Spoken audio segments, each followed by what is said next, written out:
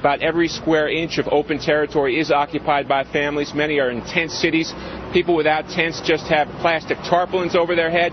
Yesterday we saw a family that didn't even have a tarpaulin. It was a mother and 3 children trying to crawl underneath an SUV just to get out of the sun. So nothing keeps getting lower here in Port-au-Prince. First question to the two of you. Do you intend to go to Haiti anytime soon? And if not, why not? Mr. President? I don't intend to go anytime soon. And I do think there will be an appropriate time for the President and I to go down in our capacity as co-heads of the Clinton-Bush Fund. But I have no intention of going anytime soon. Bad idea to go down now, sir?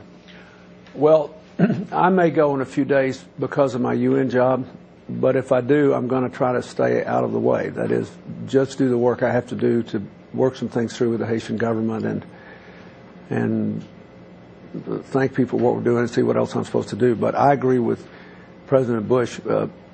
We don't need more people down there now unless they are literally delivering, providing food, water, shelter, medicine, medical care.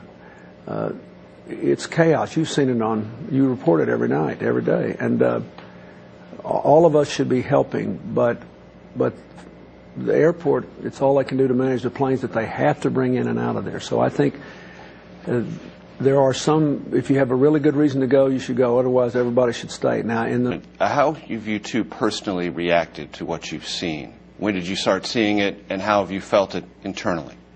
I've been watching TV from Dallas, Texas, and I feel sick to my stomach. I feel it's really emotional, and it's the way it is for a lot of Americans, and therefore a lot of Americans are going to want to help, and our job is to make sure their help is not squandered, that it's spent properly.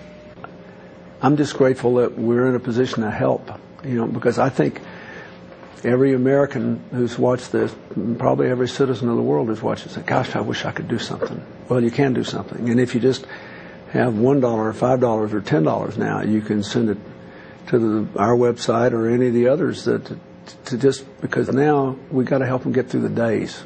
In a few weeks we'll be working on rebuilding, but right now we got to survive. Your brother Jeb knows the region, knows it well. Your father. Do you think this could be a larger Bush family effort? Do you plan on enlisting either your brother or your father in any of these efforts? They're going to want to help.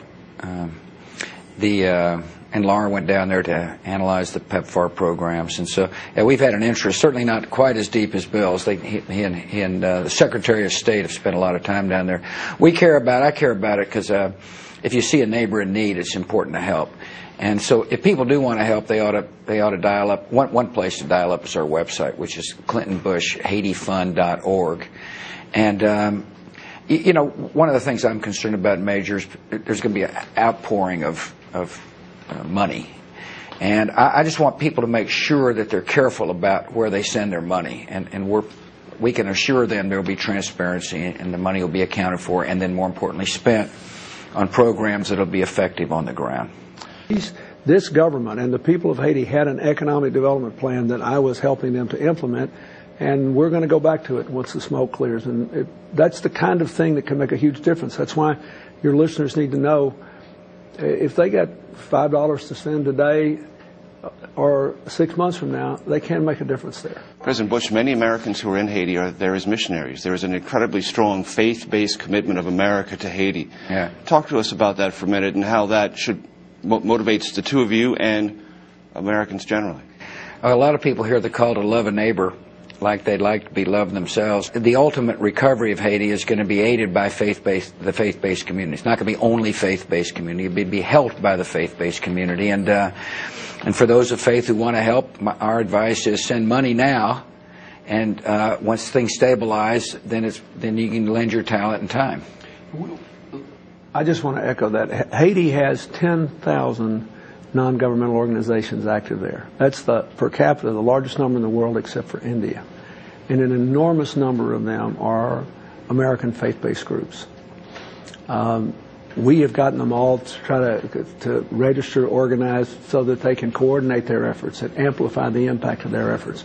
And they're going to be a very important part not only of dealing with this emergency, but the long-term reconstruction of Haiti. I think the American people should know that. They should be proud of that.